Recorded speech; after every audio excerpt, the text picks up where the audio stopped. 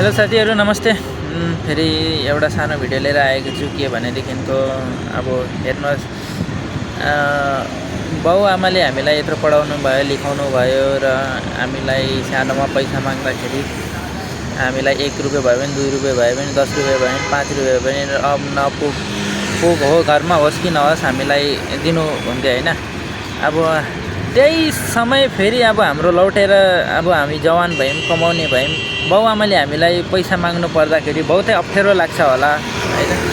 कसैको पनि बाउ आमाले कि छोराछोरीलाई पैसा माग्नु चाहिँ नपरोस् क्या, आफैले बुझेर चाहिँ के भनेदेखिको बुझेर बाउ आमालाई के चाहिन्छ चाहिँदैन, मतलब साथमा खुसी त अब छोराछोरी बाउ आमालाई त केही चाहिँदैन, भागै कुरा छोराछोरी नै मेन हो बाउ आमाको लागि, त्यही हो खुसी। तर पनि आफूले बुझेर बाउ आमाको लागि चाहिँ चाहे हेर्नुहोस् ऋण पान दुःख सुख भनेको कि सबकै घरमा हुन्छ, मेरै घरमा मात्रै होइन तपाईँहरूको घरमा पनि हुनसक्छ, नभएकै राम्रो ऋण पान दुःख भनेको त होइन।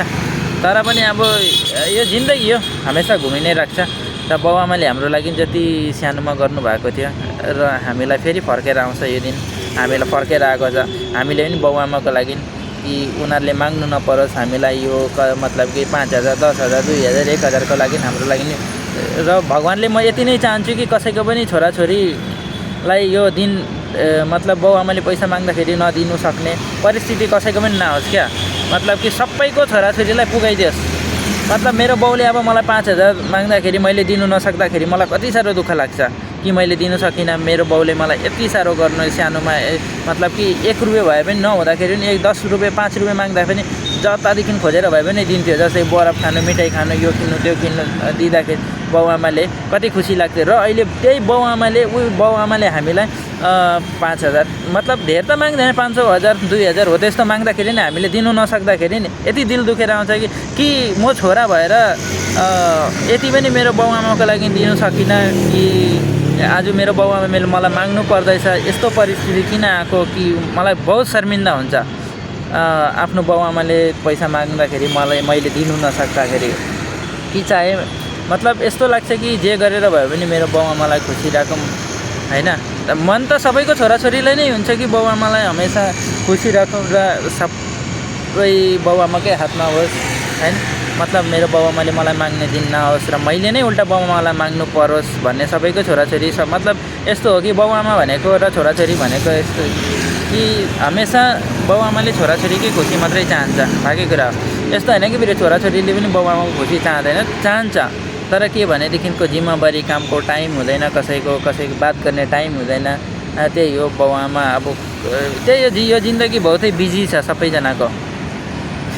त्यही हो कि यही भन्नु आएको हो कि म जसरी हामीलाई बाउ आमाले गर्नुभएको थियो त्यही पाराले हामीले पनि गर्नु सकौँ र भगवान्ले यति मात्रै आशीर्वाद दियोस् कि सबैजनाको छोराछोरीलाई कि बाउ आमाले एक झट्कामा मतलब पैसा माग्दाखेरि चाहिँ एक झट्कामा हामीले दिनु सकौँ, त्यो दिन आओस् सबैजनालाई सुख शान्तिमा राखोस् र सबैजनाको बाबा आमा सबै नै यो दुनियाँमा जति पनि छ सबै नै खुस रहोस् र छोराछोरीलाई पनि यति चाहिँ भगवान्ले गरिदियोस् कि बाउ आमाले 1-2 पैसा माग्दाखेरि हामीले दिनु नसक्ने परिस्थिति कसैको पनि छोराछोरीलाई नहोस्। बहुत दुःख लाग्छ किनभने मेरो बाउले मलाई पैसा माग्दा मैले दिनु नसक्दाखेरि नि मलाई बहुत दुःख लाग्छ, किनभने जुन पाराले हामीलाई पढाउनु भयो हुर्काउनु भयो पढाउनु भयो त्यो सोचेर हो। त्यही मात्रै भन्नु आएको हो म यो भिडियोमा।